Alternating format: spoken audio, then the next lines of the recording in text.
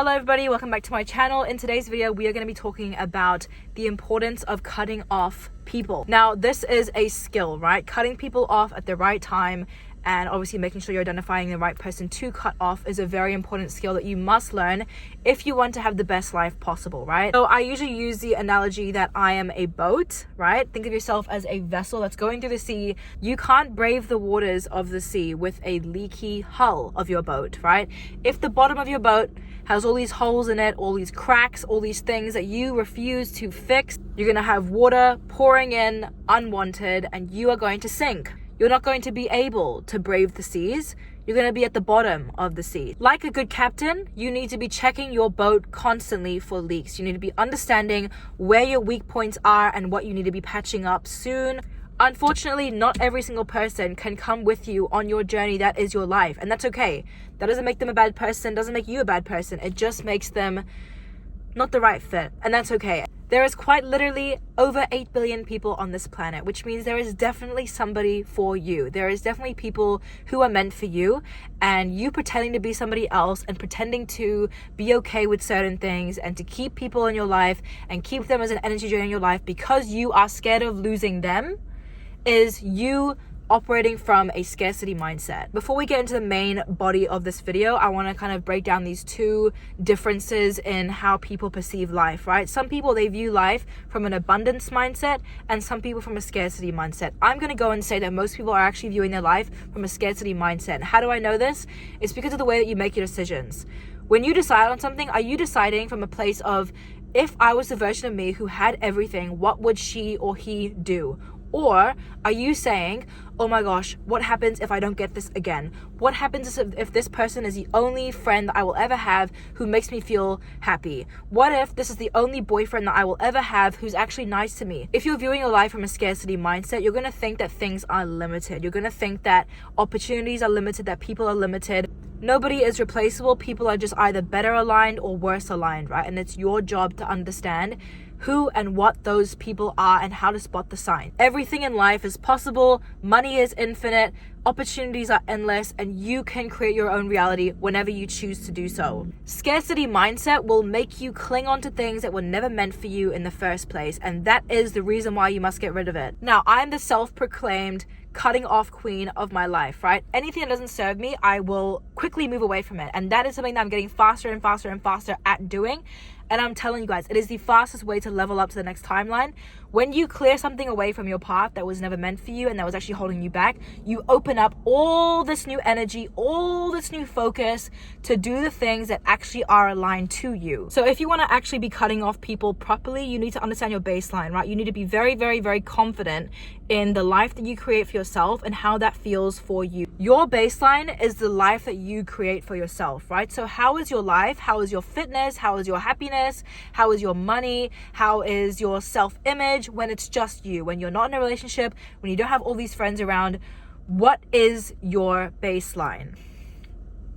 Sorry, the sun's just come through now, so I hope that's not too annoying. But anyway, as I was saying in my last video, it's about taking radical responsibility, right? So you need to actually ask yourself, what in my life is benefiting me? What's holding me back? The next thing that you need to do is understand where you want to be. What is the highest version of yourself?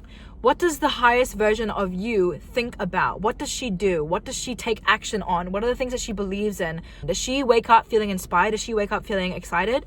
Does she wake up feeling like anything is possible? Does she wake up knowing that she's the main character of her own life? What's her baseline? The goal should be to understand yourself so well that anything that goes against that becomes so glaringly obvious that you have no choice but to leave.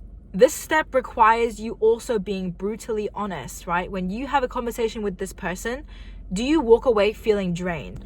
Do you walk away feeling unstable? Do you walk away feeling uplifted? It's very important. Like, there's no right or wrong answer either.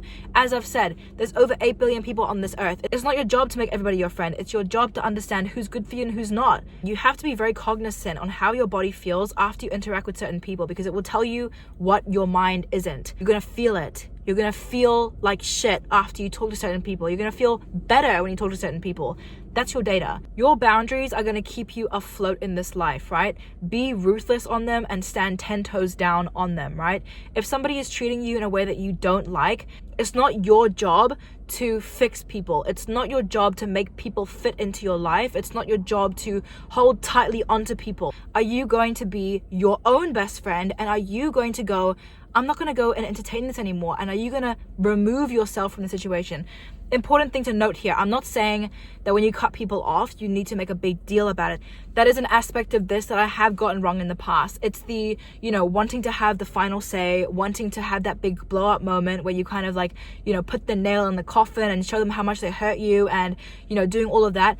That's actually you operating from your ego. That's actually not you operating from your confidence and your higher self. That's you showing your wounds, and we don't do that anymore. So what we're going to do is, once you have decided that, okay, this person is a leak of my energy, this person is a drain on my time, and they cannot come with me where I'm going, what you are going to do is you are going to step back. You're going to pull your energy back.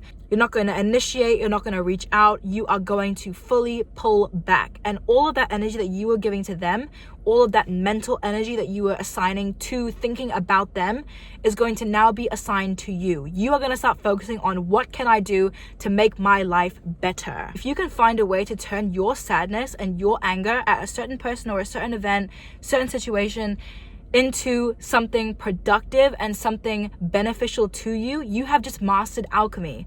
Let me give you an example, right? Let's say you're really upset about how these girls have treated you. Instead of pouring out all your energy by talking shit about them back or confronting them or having a big old falling out, what you're going to do is you're going to go home and you're going to pour all that emotion, that anger, that sadness into one of your hobbies. Say you like painting. You're going to go home and you're going to make the biggest portrait and pour all of these sad emotions into your painting. You're going to have this huge canvas that just shows sadness, right? And then what you're going to do after that is you are going to post that shit on Etsy and you're going to fucking sell it. That's what you're going to do. You're going to turn that sadness into something productive and beneficial.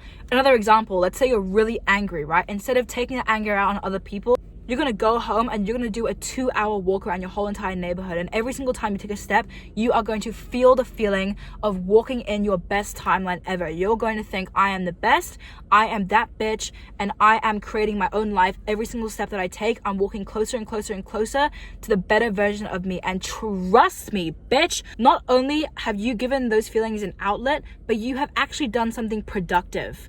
Emotion is just energy in motion. So direct it into the direction that suits you the best. Your attention and your focus are two of the most important assets that you have.